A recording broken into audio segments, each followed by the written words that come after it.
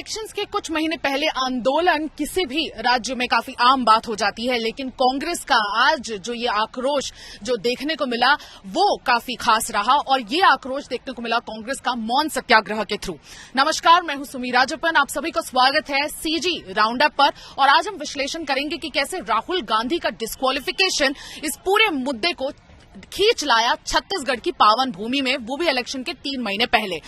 आप मेरे पीछे जो ग्राउंड देख रहे हैं उसी ग्राउंड पर, गांधी मैदान कहा जाता है इसे, इसी ग्राउंड पर आज ये मौन सत्याग्रह देखा गया जो 10 बजे से 5 बजे तक चला। 10 बजे सारे जो बड़े नाम है कांग्रेस के वो यहां पर मौजूद थे, भले आप कह लीजिए कुमारी शैलजा हो या भूपेश बघेल या deputy chief minister TS Singhdeo हो या शिव डहरिया या दीपक बैंज और मोहन मरकाम। ये सारे ऐसे दिग्गज नाम थे जो लगातार कई घंटों तक मास्क लगाकर बिल्कुल मौन व्रत उन्होंने रखा और इसी स्टेज पर लगातार बैठे हुए थे। जैसे कि हमने सुना था पिछले हफ्ते केसी वेणुगोपाल को कांग्रेस के डेस्क से, पोडियम से उन्होंने ये बात कही थी कि पूरे देश में ये प्रोटेस्ट देखा जाएगा, ये मौन सत्याग्रह देखा जाएगा सारे कांग्रेस द्वारा। लेकिन क्योंकि छत्तीसगढ़ एक कांग्रेस शासित राज्य है, इसीलिए काफी अहम हो जाता है कि राहुल गांधी का डिस्क्वालिफिकेशन और उनकी जो प्ली है उस पे जो स्टे है, उसको जो डिक्लाइन करना है, जो रिफ्यूज करना है, उसका असर किस तरह से यहां पर देखने को मिलेगा। बिल्कुल असर बहुत साफ था। आज पूरी कांग्रेस की जितने भी आला कमान है वो सारे के सारे कुल मिलाकर 6 से 7 घंटे अपना सारा काम को साइड में रख के यहां पर मौजूद रहे। और ये गांधी मैदान बहुत अहम इसलिए हो जाता है क्योंकि यहां पर महात्मा गांधी का एक स्टैचू है और यही सारे देश में एक बेसिक इंस्ट्रक्शन दिया गया था कि महात्मा गांधी के स्टैचू के बाजू में ये नॉन वायलेंट मौन सत्याग्रह देखा जाएगा। और इसीलिए जितने भी आज हमने बड़े लीडर्स को देखा, सबने काला मास्क पहनकर मौन व्रत रखा। और ये मौन व्रत इसलिए रखा गया कि बीजेपी जितने भी इल प्रैक्टिसेस करता है और जितनी कोशिशें कर रहा है कि ऑपोजिशन की आवाजों को दबाए, उनके अगेंस्ट ये मौन सत्याग्रह रखा गया, ऐसा कांग्रेस का मानना है। आइए सुनते हैं कि राहुल गांधी के डिस्क्वालिफिकेशन पर भूपेश बघेल जो मुख्यमंत्री हैं छत्तीसगढ़ के, उन्होंने क्या कहा। देश में प्रदेश मुख्यालयों में एक दूसरी मौन धरना का आयोजन किया गया था, सत्याग्रह का आयोजन किया गया था। लोकतंत्र को खत्म करने की कोशिश की जा रही है। जो जनता की आवाज बुलंद करने वाले लोगों की आवाज बंद करने की बात हो रही है।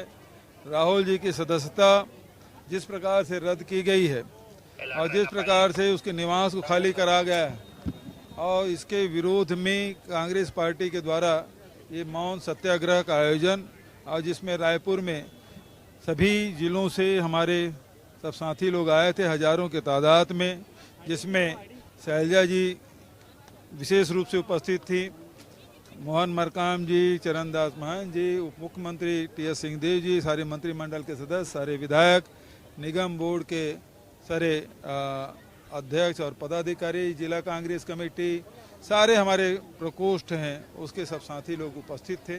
और प्रजातंत्र के लिए कांग्रेस हमेशा सजग रही है और प्रजातंत्र की रक्षा के लिए हमेशा कांग्रेस लड़ती रहेगी। सर, एक दौर ऐसा चल रहा है जब आप बार बार कहते हैं कि लोकतंत्र पे लगातार हमले होते हैं और जो सरकार लगातार हमले करती है केंद्र सरकार, उसके बाद मैसेज किस तरह से मिलता नजर आता है? क्या कुछ परिवर्तन दिखता है केंद्र सरकारों में? देखिए, केंद्र सरकार दबाव में है।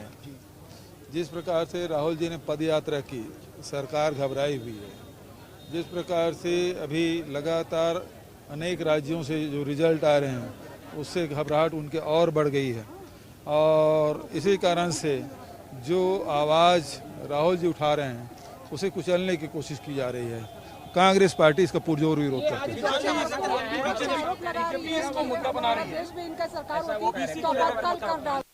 अब अरुण साहू जी एक काम कर ले, एक उड़ान तो शुरू कर ले बिलासपुर में, उसके बाद सुनता कौन है। और पिछड़े वर्ग क्या बात है? यदि मोदी सरनेम है तो मुसलमान भी लिखते हैं, पारसी भी लिखते हैं, वो लोग भी पिछड़े वर्ग के हैं। अग्रवाल भी लिखते हैं, अपर क्लास के लोग भी लिखते हैं। तो मोदी सरनेम से केवल पिछड़े वर्ग के लोग नहीं लिखते, विभिन्न जाति विभिन्न धर्म के लोग लिखते हैं। तो अरुण साहू जी थोड़ा ज्ञान वर्धन कर ले। जैसे कि हमने सुना, भूपेश बघेल ने साफ साफ यही कहा कि इस पूरे देश में डेमोक्रेसी पर बहुत बड़ा खतरा आ गया है और इसीलिए अब चुप रहना ही यहां पर समझदारी है और इसीलिए as a mark of protest एक सिंबॉलिक ब्लैक मास्क पहनकर यहां पर 7 घंटे छत्तीसगढ़ की सरकार और उनके बड़े बड़े लीडर्स यहां पर बैठे रहे। ये राहुल गांधी डिस्क्वालिफिकेशन, मैं आपको बता दूं 2019 में अप्रैल में उन्होंने कोलार कर्नाटका में 2019 के लोकसभा इलेक्शन के पहले एक रैली में उन्होंने मोदी पर निशाना साधते हुए मोदी सरनेम पे काफी बड़ा एक एलिगेशन लगाया और कहा कि सारे जितने भी जो चोर होते हैं उनके सरनेम या उनका सफिक्स मोदी क्यों होता है। वो नीरव मोदी का नाम ले रहे थे, उसमें ललित मोदी का नाम ले रहे थे जो क्रिकेट एडमिनिस्ट्रेटर थे और उन्होंने इसी क्रम में नरेंद्र मोदी जो प्रधानमंत्री हैं देश के उनका भी नाम लिया और इसलिए डेफेमेशन केस लगाया। बिल्कुल दूसरे ही दिन गुजरात के स्टेट मिनिस्टर ने और जो बीजेपी के वहां पर लीडर है पूर्णेश मोदी ने, और उन्होंने जब से ये केस लगाया है तभी से ही डिस्क्वालिफिकेशन के जो बादल है छाना शुरू हो गए थे। हमने देखा कि कैसे गुजरात हाईकोर्ट ने डिस्क्वालीफाई कर दिया है राहुल गांधी को और 2 साल की सजा भी सुनाई है। 2 साल की सजा सुनाने का सबसे बड़ा वजह यह है कि जैसे ही 2 साल की सजा होती है डेफेमेशन केस में, वैसे ही सेक्शन आईपीसी सेक्शन 500 के तहत आप डिस्क्वालीफाई भी हो जाते हैं। जो रिप्रेजेंटेशन एक्ट 1951 होता है उसके तहत आप बिल्कुल डिस्क्वालीफाई हो जाते हैं। आप एमपी हैं तो डिस्क्वालीफाई हो जाएंगे अगर आप पे 2 साल की इंप्रिजनमेंट है तो। राहुल गांधी ने इसी के अगेंस्ट गुजरात हाईकोर्ट में अपील भी की थी जिसे खारिज कर दिया गया है। तो अब राहुल गांधी के पास कोई तथ्य नहीं बचे हैं, अब उनके पास कोई ऑप्शंस नहीं बचे हैं, अब उनके पास सिर्फ और सिर्फ एपेक्स कोर्ट जाने का ही ऑप्शन है। इस पर बीजेपी भी पीछे नहीं हटी और बीजेपी ने भी निशाना साधते हुए कुछ यूं कहा। राहुल गांधी के समर्थन में आज भूपेश बघेल और कांग्रेस पार्टी मौन सत्याग्रह कर रही है। कांग्रेस पार्टी का यह कृत्य पिछड़ा समाज के जख्मों पर नमक छिड़कने का काम है। एक तरफ जहां राहुल गांधी ने पिछड़े वर्ग समाज को अपमानित किया, गाली दी और न्यायालय ने जिसे सजा दी हो इस काम के लिए, ऐसे व्यक्ति के समर्थन में मौन सत्याग्रह करना ये बताता है कि भूपेश बघेल जी और कांग्रेस पार्टी के लिए देश और संविधान से बढ़कर एक परिवार की चाटुकारिता करना है। न इन्हें देश से मतलब, न संविधान से मतलब। संविधान का भी अपमान कर रहे हैं, न्यायपालिका का भी अपमान कर रहे हैं एक परिवार, एक व्यक्ति की चाटुकारिता के लिए। आज यदि इनकी सरकार होती तो ये देश को आपातकाल में भी ये झोंकने से बाज नहीं आते। ये बताता है कि इन्होंने पिछड़े समाज को अपमानित किया और अब उनके जख्मों पर नमक छिड़कने के लिए ये मौन सत्याग्रह कर रहे हैं। पिछड़ा समाज भूपेश बघेल और कांग्रेस पार्टी को कभी माफ नहीं करेगी। हमने सुना अरुण साव को कि कैसे उन्होंने कहा कि मोदी सरनेम पे मोदी जितने भी कम्युनिटी के लोग हैं पूरे देश भर में उनके जख्मों को कुरेदने का काम कर रही है कांग्रेस इस मौन सत्याग्रह के तहत। लेकिन इस पूरे विश्लेषण में, इस पूरे सब्जेक्ट में ये देखना बहुत खास होगा कि राहुल गांधी के डिस्क्वालिफिकेशन का मामला किस तरह कांग्रेस में लोगों को ये कन्विंस करने में कामयाब होगा कि भारतीय जनता पार्टी के राजकाल में सच में डेमोक्रेसी पर बहुत बड़ा खतरा है और कैसे ये छत्तीसगढ़ में वोट लेकर आएगा।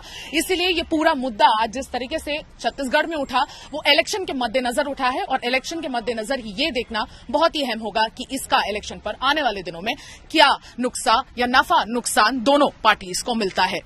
अब आप मुझे विदा दीजिए। मैं सुमी राजप्पन, छत्तीसगढ़ राउंड अप में आज इतना ही। कल मैं आपसे मिलूंगी बिल्कुल इसी वक्त इसी शो में छत्तीसगढ़ तक पर।